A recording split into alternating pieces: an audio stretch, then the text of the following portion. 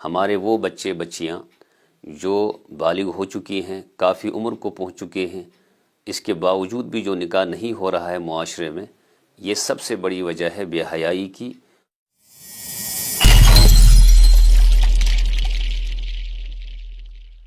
بے حیائی کی بہت ساری وجوہات ہو سکتی ہیں،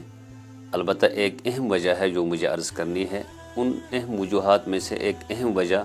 وقت پر نکاح نہ کرنا ہے۔ ہمارے وہ بچے بچیاں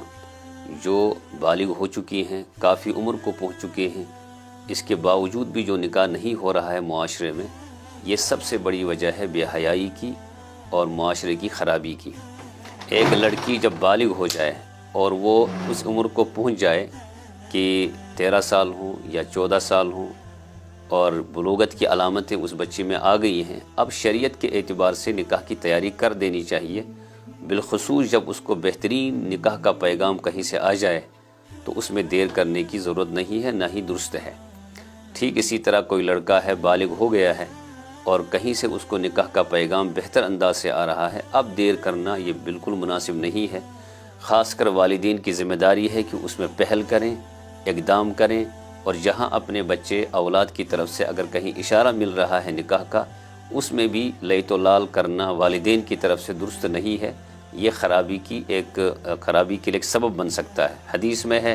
نبی کریم علیہ الصلوۃ والسلام نے فرمایا کہ نکاح میری سنت ہے۔ جس عمل کو، جس فعل کو اللہ کے نبی سنت کہیں، اس کا مطلب یہ ہے کہ اس سنت کی ادائیگی میں بہت بڑی حکمتیں ہیں، فائدہ ہے، نقصان سے ایک انسان اس سے بچ جائے گا۔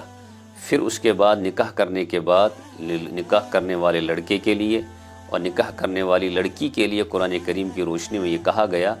کہ یہ ایسے ان کے لیے یہ نکاح جو ہے وہ گناہوں سے بچنے کا ایک بہترین ذریعہ ہے۔ آنکھوں کی حفاظت کا اور شرمگاہوں کی حفاظت کا بہترین ذریعہ اگر کوئی عمل ہے وہ ہے نکاح،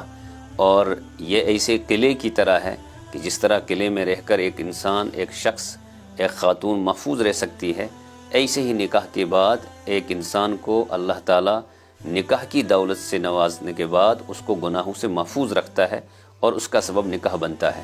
اس لیے اگر ہمیں معاشرے میں اپنے آپ کو گناہوں سے بچانا ہے، آنے والی نسل کو گناہوں سے بچانا ہے، اور واقعی حقیقی طور پر قرآن و حدیث پر عمل کرنا ہے، تو جتنے بھی اعمال ہیں قرآن و حدیث کی روشنی میں، ان میں سے ہمیں دیکھنا ہے کہ اہم ترین عمل وہ جس سے ہم گناہ سے بچ سکتے ہیں، ان میں سے ایک نکاح بھی ہے۔ تو ہمیں چاہیے کہ نکاح کو بر وقت کریں،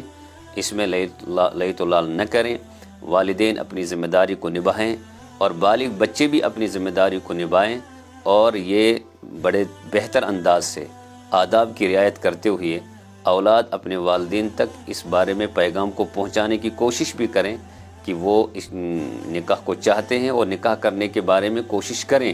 اس میں لیت و لال کرنا، اس میں پیچھے ہٹنا اور اس میں سستی کرنا یقیناً گناہوں کو جنم دیتا ہے۔ یہ ہم سب کی ذمہ داری ہے۔